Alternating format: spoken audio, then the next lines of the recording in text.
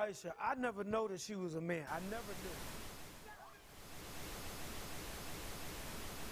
I believe that our education, like such as in South Africa and the Iraq, everywhere like such as.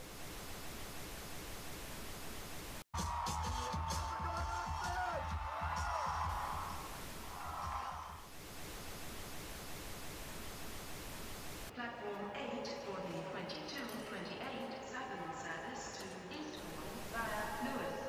Please join front 2. One option, placing a tracking microchip under a service member's skin. Former Special Operations Officer. And if you hear the shouting, it's a group of demonstrators who've come. 9/11 was an inside job.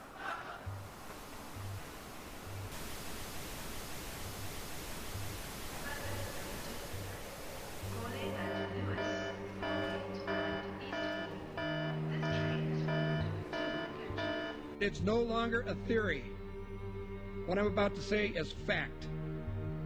The secret organizations of the world power elite are no longer secret. They have planned and are now leading us into a one-world communist government. Well, there have been extraordinary scenes in Berlin tonight as thousands of people gathered to hear Barack Obama deliver key foreign policy speech on his current European tour. The Democratic presidential hopeful laid out his vision for America's place in a new world order, in a new world order, in a new world order. It's not a new idea. President Bush talked about it back in 1991. It is a big idea, a new world order. President Bush said, and it's a phrase that I often use myself, that we needed a new world order. There's a need for a new world order. I call upon all states to join ranks in order to found the new world order of the 21st century. We have before us the opportunity to forge for ourselves and for future generations a new world order. When we are successful, and we will be, we have a real chance at this new world order. And people talked then, in 1990, of a new world order. And the question for us is how we meet and master all these challenges to ensure that Britain enhances its competitiveness in the process and realizes what I believe is our destiny of success in this new world order. So, in conclusion, ladies and gentlemen, a new world is emerging. It is a new world order with significantly different and radically new challenges for the future. And people better understand that they mean exactly what they're saying. It's a new world order they're trying to create, and they're trying to do so not only without approval or consent of the governed in this country, but despite the popular will. This is a straightforward assault by the elitists in this country. There is a global meltdown coming. It is a global depression, and one world currency and one world financial system is the end game. China said last week they want one global currency. France said yesterday or the day before that they want one world order, a new world order, at the end of this event. Gordon Brown will today call on fellow world leaders to seize the opportunity created by the worldwide economic crisis to create a truly global society. The Prime Minister will use a high-profile speech in the City of London to say that Britain, the US and Europe should join together to create a new, stronger and more just world order.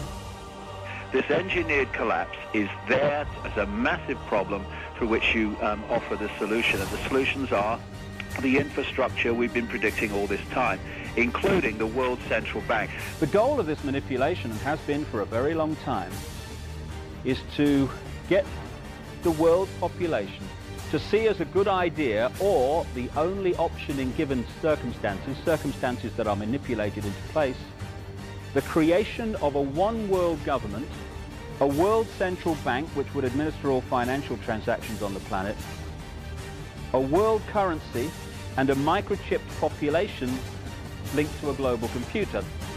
The wealthy elite who have the money and the power know that if they can create a one world global social system, that they can control the central authority. In other words, world control, world domination, one of the oldest desires in the history of the world. There's a very, very clear-cut and easily identifiable system in place that puts all of these elements from media control to government control to energy control together into one apparatus working together effectively towards its final goal, which is, you know, global control. Because of the compartmentalized pyramids that they've constructed within all these institutions of government and finance and corporations, the vast majority of people who are daily making contributions to push the world in this towards this Orwellian global state have no idea that they're doing that, because they don't know how their contributions fit in with everyone else's. Only the few at the top do. Most people don't have a clue that unelected private bankers actually control the governments of the world.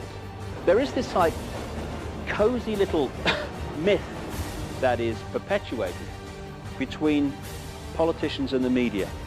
The media report the world as if presidents and prime ministers are the final arbiters and decision makers in the world, which means that the people above the level of presidents and prime ministers that really make the decisions, they're never looked at or exposed by the mainstream media because they're not accepted to exist. The central bankers of the world are working together to create a one-world government.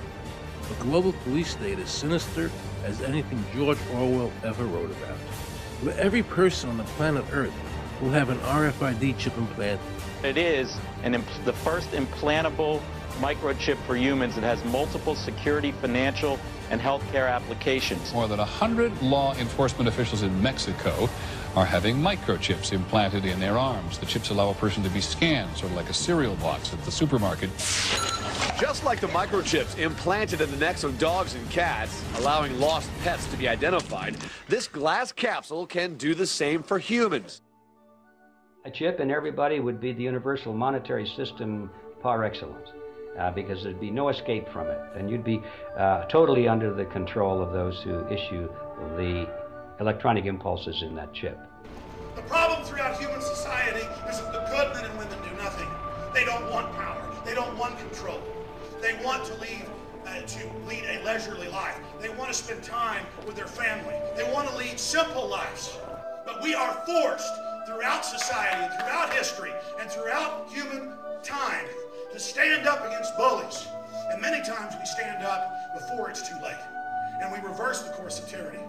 But more often than not, we don't stand up in time, and horrible things have to happen first, so decadent societies learn why liberty and freedom is so precious. If you think you don't like the situation now, then think what you're going to face a little way down the road, and more than anything, think of what your children are going to have to face. Because you think we live in a controlled society now, this is nothing compared with what they are going to have to live in.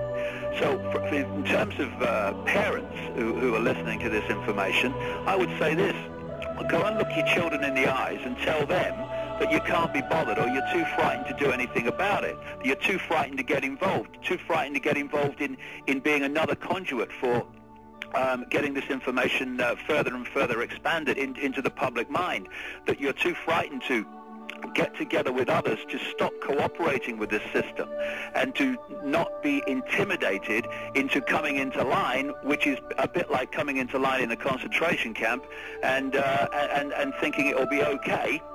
As long as you stay in line and you do as you're told, you'll be fine. And then you realize at the end of it, well, actually, it ain't fine. And if you'd have all rebelled earlier, then you wouldn't be in the situation you're facing now. The point of mathematics alone ought to let us see where the real power is here. There are billions of people, 6 billion, nearly getting on for 7 billion on this planet, who are being manipulated.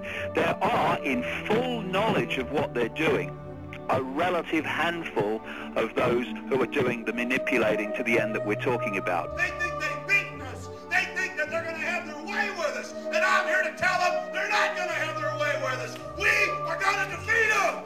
You guys aren't going to be able to get away with your New World Order, sir. Talk about Bill. You know what New World Order is. You will never get a New World Order. Never. National sovereignty will prevail. The New World Order is going down, sir. You can laugh. Wake up, people. Wake up. Research the New World Order. This is important. Look it up. Investigate it. Your New World Order will fall. Humanity will defeat you.